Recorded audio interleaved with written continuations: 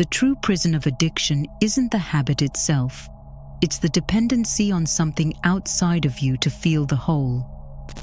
So long as your internal state depends on external stimulation, the addiction you fight so hard with will only dig deeper. Only when you can rewire the source of your emotions from physical pleasures to their mental replacements are you free to create the reality you desire. No addiction is a matter of doing. Each and every one is a matter of feeling. You are not addicted to the activity itself. You are addicted to the particular emotional state this activity puts you in. A smoker isn't addicted to cigarettes, but to the temporary sense of calmness they bring. A gambler isn't drawn so much to betting, but to the rush of adrenaline that comes with it. A social media addict isn't into TikTok dances or funny cats on Instagram, but to the quick dopamine hits they deliver. All of that runs on the same cycle of externalizing the source of your emotions for the sake of well-being. Basing your calmness on the cigarette, basing your excitement on a bet, basing your joy on a video. The problem is, every time you try to externalize the source of your emotions like that, what you end up experiencing is the very opposite of what you intended. When the short state of elevated emotion triggered by external stimulation fades out, the sense of lack afterwards is only multiplied. The activity momentarily catapults you to the top, but the upcoming fall from it is all the more painful. Most people think that the negative feeling they experience after falling into their addiction is a good thing, a sign of self-awareness and the premise of change. But unfortunately, it only leads to it permeating into their mind deeper and deeper. The language of the subconscious is feeling. The moment you are in a particular emotional state triggered by giving in to the addiction, you impress it directly on your subconscious mind. Every time you dwell in that unwanted post-activity state, it's not only a matter of feeling, but adopting the whole paradigm your mind starts to run on. Repeated emotional state reprogram and solidify your identity as an addict, and as a result, the action itself becomes automatic. It stops being just the need to experience a particular emotional state, but the deeply rooted habit, a matter of maintaining the status quo, a reinforcement of who you intuitively consider yourself to be. The triggering mechanism shifts from conscious urge to unconscious compulsion, and before you are even aware of it, you are already acting out the same pattern. The only way to break free from that cycle is to change the type of fuel you keep pouring into your subconscious. Stop externalizing the source of your emotions, which only deepens the hole, and start generating them from within. Each and every action you are addicted to has its root in an attempt to fill an internal hole with external stimulation. Those actions are simply an effect of a bigger mental gap, the lack of a particular emotional state that your mind craves but doesn't know how to create on its own, and tries to simulate through external triggers. Unfortunately, every time you reach for that stimulation, you reinforce the very gap you're trying to fill. In order to change its effect, which takes its form in an addiction, you have to first change the cause.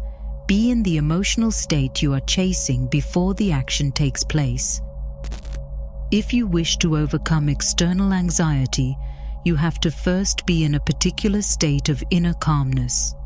If you wish to stop chasing stimulation, you have to first be in a state of excitement on your own. The external reflection is always projected by your internal state, but the good news is that state is fully adjustable.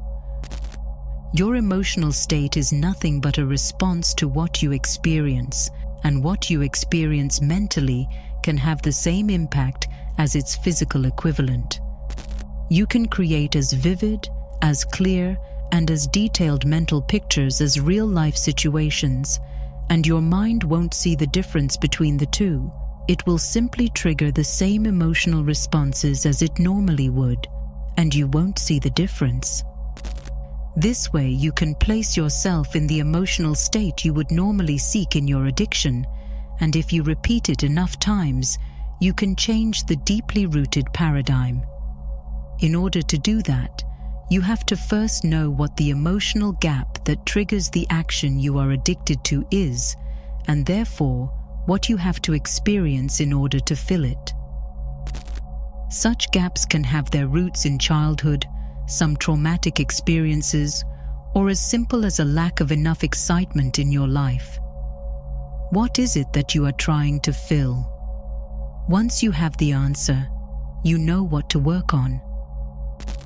If the source is insecurity, create all sorts of scenarios embracing the opposite, where you are the impersonation of confidence, acting without hesitation, speaking with utmost certainty, and reacting with absolute calmness. The point lies not in creating the mental experiences of your addiction, but the ones that will make that addiction lose its hold over you. The moment you can internally produce that state, you no longer have to search for it in external stimulations. Marinate yourself in those emotions again and again until you reprogram your subconscious mind to operate as addiction-free, because the moment it does, the actions that once were necessary become irrelevant. You are no longer looking for an emotion, you are the source of it. One time in ancient Athens, an ambitious young man came to Socrates, the most famous philosopher of that time, and said, "Great Socrates, I come to you for wisdom." Socrates, having heard countless of similar empty proclamations like this before, had had enough and led the man down to the sea, chest deep into the water. Then he asked him, "What did you say you wanted?" "Wisdom, O great Socrates," said the young man. Without warning, Socrates placed both hands on the man's shoulders and pushed him under. 30 seconds later, he let him up.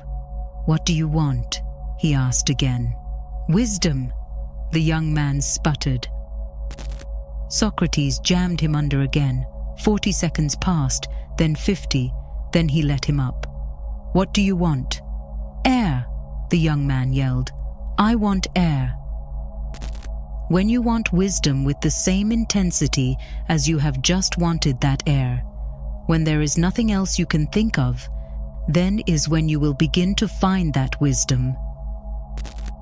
While in general you should aim to be free from addictions in your life, there is actually one substance that addiction to will bring you closer to your goals than anything else in the world: the frequency of your desired reality.